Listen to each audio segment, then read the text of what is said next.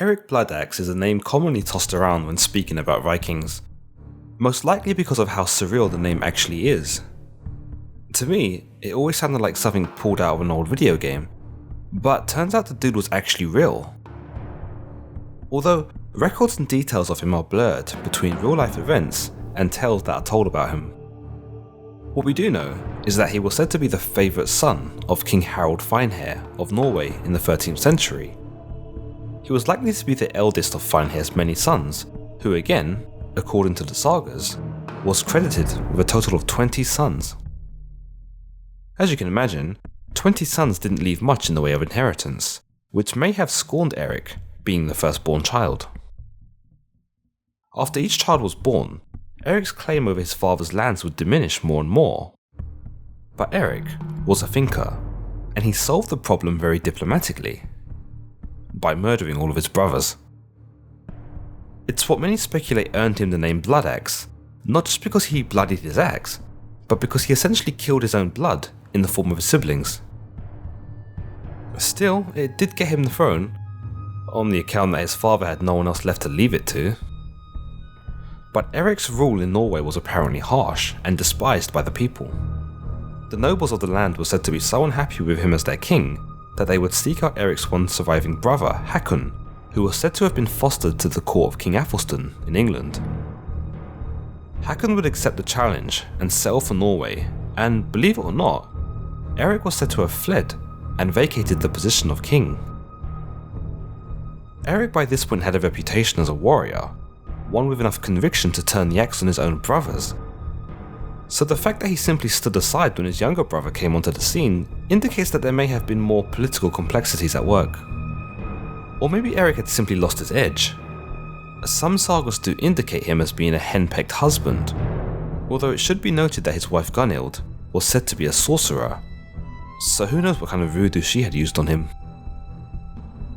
After fleeing Norway, Eric was welcomed by King Athelstan of England, merely because Athelstan was supposedly friends with Harald Finehair. Eric would be made sub-king of Northumbria under Athelstan's authority, going on to prove that it's not what you know, it's who you know. Some historians dispute just how Eric became this king of Northumbria, for Anglo-Saxon chronicles and Irish sources differ. According to the Anglo-Saxon Chronicle, Eric wasn't simply given the throne over Northumbria, but was elected by Northumbrians in 947 to 948, some years after Athelstan's death. This was also in defiance of Athelstan's brother Edred.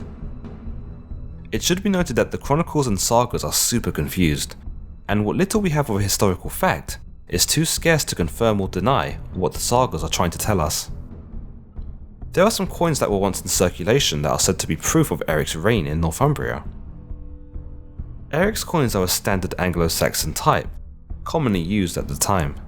Historians agreed that they could have dated from the late 930s or the early 940s. Another theory is that Athelstan made Eric the ruler of Northumbria to protect the land against the Danes and other marauders. In order to get Eric to comply, he bestowed upon him this almost pretend kingship. Northumbria was an important part of the kingdom, and Athelstan was eager to keep it in control of allies. Athelstan died in the year 939, and the kingdom was seized by Olaf Gafhrithsson of Dublin Island. The kingdom would be contested between Olaf against both Edmund, who was Athelstan's successor, and Athelstan's brother Edred. By this point, Eric no longer had any orders, and so it's agreed that he would be acting on his own whims. Eric would have brief periods of rule, where he was backed by the Northumbrians in 947 to 948, and again in 952 to 954. But it became increasingly clear that he lacked the force to stand against Olaf, Edmund, and Edred. While it's noted that Eric wasn't strong enough to maintain Northumbria, and that he was periodically driven out, it should be noted that Northumbria did not have the wealth to sate his own needs. He would frequently raid in Scotland and around the Irish Sea. Most sources agree that Eric was likely killed in battle, though no such details appear in contemporary sources. Later sources recount that Eric was assassinated by Maccus, the son of Olaf. Regardless of how he died, his death would signify the end of Viking rule in Northumbria. So I hope you guys enjoyed our journey through the life of Eric Bloodaxe. Be sure to hit the subscribe button and let me know in the comments what you guys thought and who you want to see in the future. Our next legend is a man who started off as a privateer, but soon found the dark side of piracy all the more compelling. Until the next time, guys.